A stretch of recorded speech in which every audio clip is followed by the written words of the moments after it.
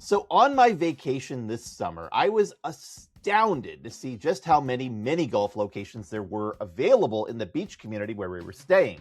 In fact, I went on Google Maps and counted, there were around 15 of them within a 10-mile stretch, all more or less situated along the same road, and many clustered around one spot in particular. Now, I have been walking the earth for 4.5 decades, and I'm not sure I've even played 15 rounds of miniature golf in total, let alone at a different place every time. In fact, in my hometown here in the St. Louis area, our longtime miniature golf location just closed down for good and was bulldozed to make the land suitable for some other sort of business. It was kind of sad, really, because there was this one thing left for a while. It was a giant castle that had been at the end of one of the courses and just sat there in this bulldozed area until one day it vanished too. Hopefully to a happier fate in a more successful mini golf place. But as my family and I went to one of the miniature golf places in our vacation town, the appropriately named Goofy Golf, one of those places with giant statues or structures on every hole to really keep your imagination going so you're not just looking around and realizing you just paid $60 for 4 people to play mini golf. I started thinking about how one of the reasons that this place and so many others like it in town were able to coexist didn't have as much to do with the demand for mini golf, but a lot more to do with the fact that when consumers are presented with multiple choices within close proximity of each other, they tend to be happier than they are with a single destination all off on its lonesome. In fact, my hometown mini golf place probably suffered more from the fact that it didn't have any real competition nearby, and it might have done better if there had been a second mini golf place right across the street from it. As it happens, competition really does breed success in business and marketing, and we're going to talk today about why. I'm Sean in St. Louis, and this is the Marketing Gateway.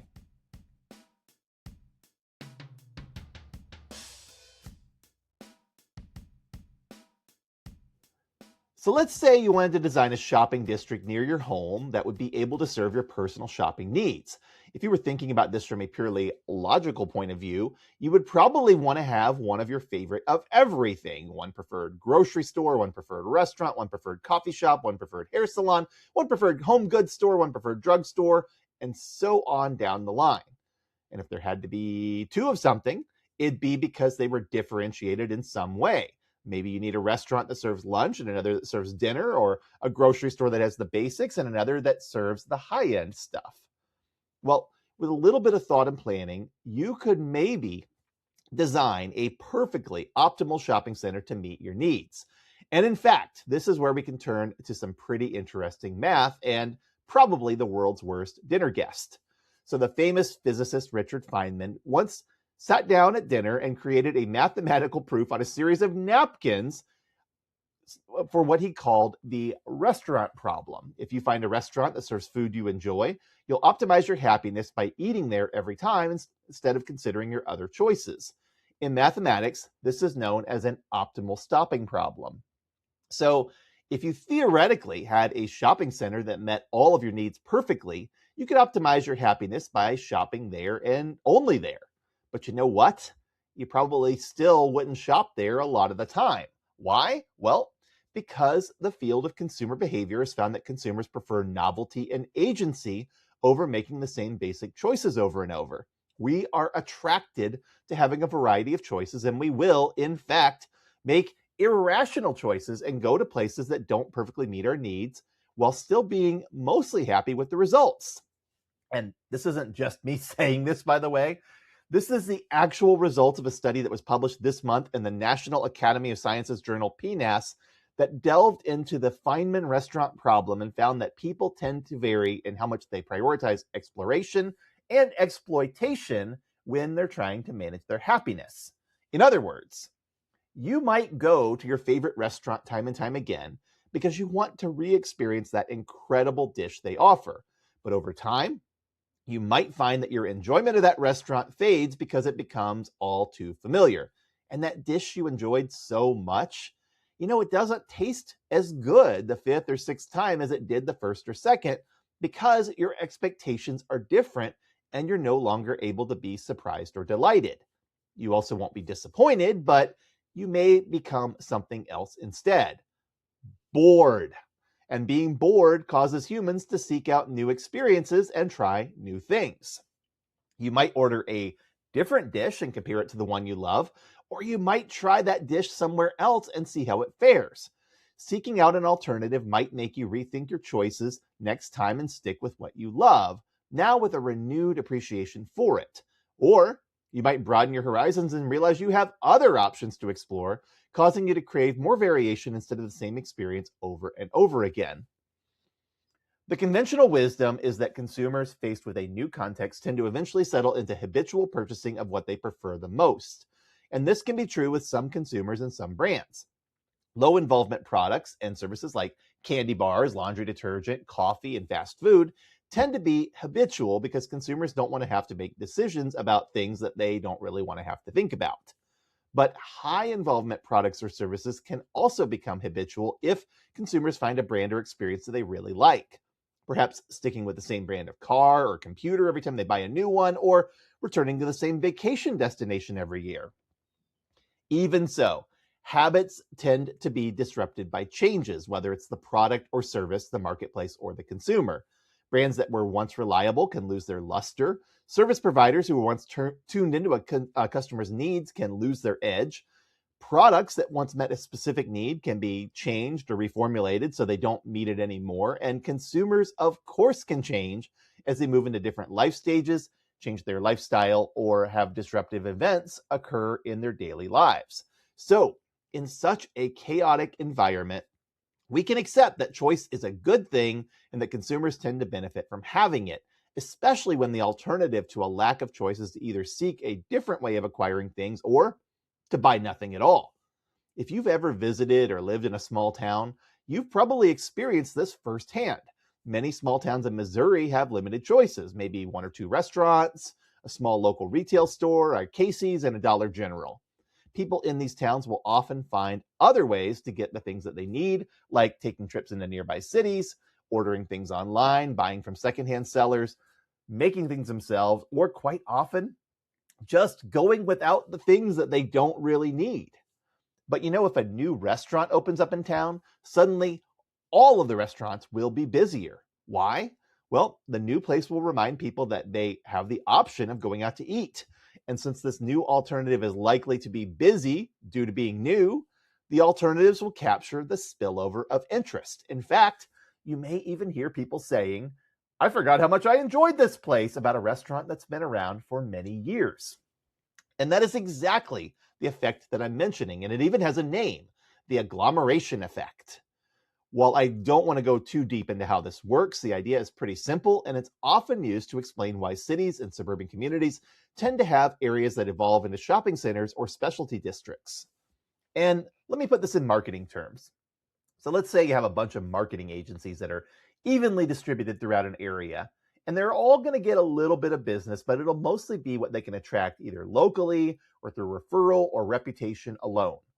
But if you have them all situated within a few blocks of one another in a prosperous part of town, they will all see their stature rise because they will attract more foot traffic and demand to that area, probably at the expense of the poor suckers who insist on keeping their offices out in the places that make for an easier commute and thus miss out on all that concentrated interest. This is the entire phenomenon behind Madison Avenue and its string of high-profile marketing agencies in New York City. And it's also the phenomenon behind a bunch of truck stops coexisting on the same interstate exit, or a bunch of restaurants being near each other, or a bunch of stores selling overlapping products going into the same shopping center together. Logically, it would make more sense to distribute all of these sorts of businesses evenly throughout a community to maximize access and to make sure that each could be the business of choice for those for whom the offering was most convenient. But again, consumers aren't logical. They'll go to these concentrated areas over those lonely oasis businesses that choose to be a destination instead because they want a broader array of choices. And the consumers will even explain that they feel better about going to places where choices exist rather than to places where they feel like they don't have any choices. And that's why, if you're trying to go it alone in the marketplace, you ought to be thrilled if a competitor arises nearby because you will both benefit from the increased awareness of your type of business. Coke would be nothing without the constant competition from Pepsi. McDonald's would never do as well without competitors like Burger King, Wendy's, Arby's, and Chick-fil-A as it'll do with them. And even something as essential as a gas station will do better if one opens up across the street because more people will be drawn to that part of town to fuel their vehicles. Demand will increase because the supply is more readily available. And that carries over to miniature golf courses too. When you have 15 of them available and bored people are looking for something to do, guess what? A lot of them are going to play mini golf. But there are a couple of caveats here. One is that demand is always going to be on a curve rather than a straight line, and it's possible for markets to become oversaturated with choice. The restaurant industry is particularly vulnerable to this because the margins are so thin and the pricing is so inelastic as a result. If demand dips because food costs go up or consumer spending decreases, the restaurants with the least profitable models, poorest service, and lowest appeal are the most vulnerable to going under as a result. And believe it or not, this proved to be true for miniature golf courses in our vacation community too. There was another mini golf place right next to Goofy Golf that was closed and abandoned. And my brother told me that when I was talking to him later, that he had played mini golf there on his last visit to this community about 7 or 8 years ago. And he said that was a pretty decent mini golf course when he played it then. Clearly, it was a casualty of either slacking demand over the last several years or increased competition from newer locations. But whatever the case, it was gone. There's also a problem called the paradox of choice, which is where consumers can be overwhelmed by choices and spend less than they might with more limited, focused choices. This is basically the difference between a boutique and a big box store. A boutique can sell fewer goods, but more profitably due to the absence of choice, while a big box store needs to carry a lot of goods and make up for lower margins with volume sales. Scale makes the big box stores generate higher revenue overall, but boutiques can still be quite successful offering limited products or services.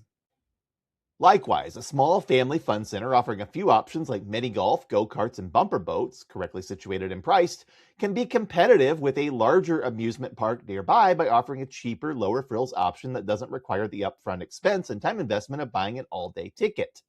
The more limited choices can be more attractive to consumers who don't want to have to make decisions. Well, let's talk about one more topic here, and that's marketing messaging itself. Believe it or not, social neuroscience has found similar effects in how consumers respond to marketing messaging. If consumers are being solicited for a single product or service and there's no obvious competitor, they will tend to regard it as something novel but show less recall than if they've been exposed to similar messages from competitors. The cognitive effects of having to compare messages and differentiate them seems to create a greater stickiness than being exposed to novel messages alone. Now, marketers have known this for a long time, of course, and that's why traditional media has long tried to forge connections through elements like celebrity associations, storytelling, promotional tie-ins, competitive claims, or boasting language. Mailers and circulars have long tried to group like businesses together to amplify interest.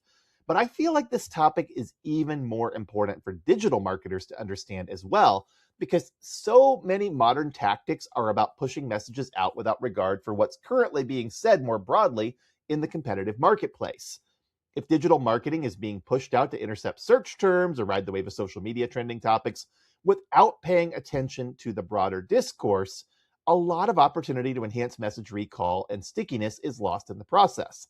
In fact, when I hear about fluke success stories where a digital campaign overperformed, I often wonder if it's because the marketers unintentionally tapped a broader conversation without realizing it. Now, this is, of course, a rich topic with so much more that we could explore, but like a good game of mini golf, I'd rather leave you wanting more at the final hole than wear you out with a more exhaustive experience. After all, the entire reason we play mini golf is because it's a short, easy, and fun alternative to being in an actual golf course all morning. And yeah, there were plenty of those full-size golf courses in and around our vacation community too, but you know what we saw more of than golf courses of any size? We saw golf carts. And those have become so popular in vacation towns that one of the other major sites we saw was places to rent them, all along the same stretch of road as the mini golf courses, all offering basically the same services and all clustered around that same bend in the road where mini golf is the most prominent. It's the agglomeration effect at work once again, and the irony is, my own kids didn't even realize those electric carts used to be exclusive to golf courses. They just associate them with having fun on a summer vacation. I'm Sean in St. Louis, and this has been the Marketing Gateway. We'll see you next time. So our plug this month is for animal welfare and rescue. And I'm not going to mention any one particular organization as a place that I want you to designate your attention, because there are so many that are in need. And whether you have a local animal shelter or humane society or a place that's doing trap and release or anything along those lines, there's always a need to donate to help support the care and rehabilitation of animals in your area. One group that I do like to donate to is Stray Rescue of St. Louis. They are very well regarded in terms of their reputation. They have a 90% score on Charity Navigator, and they do a great job of getting to know the animals within, especially the urban areas, that have been abused or neglected or just set loose, have gotten loose from careless owners or things like that. And they help these animals to begin to trust humans again and to find forever homes. And I respect and admire their mission so much. But there are many other animal groups out there as well that are looking after and caring for animals that have been discarded. Now, I want to say I'm an animal lover, and there are many cats and dogs and other adoptable pets out there that people get with great intentions. You know, when they're puppies or kittens, they're cute, right? They're fun to have, but they can't care for them properly. And instead of trying to find a good forever home for these pets, they'll go out and they'll drop them off in the woods, or they'll just kind of let them go loose in their neighborhood or things like that. And this almost always is one of the worst things you can do for these animals, because they wind up coming back to where humans are living because they're dependent on humans for food. They get in fights with other pets. They get in fights with wildlife. They get hit by cars. A lot of bad things can happen. And the people that are out there watching for these animals, caring for them, having compassion for them, are people that I respect and admire like you wouldn't believe. So again, I want you to take some time, research your local animal welfare organizations in your area, and be sure to give, because especially during the summer, these animals are threatened like you wouldn't believe by the heat and by just all the additional activity that's going on. And so anything you can do to help will make sure that these animals get another chance at a great life.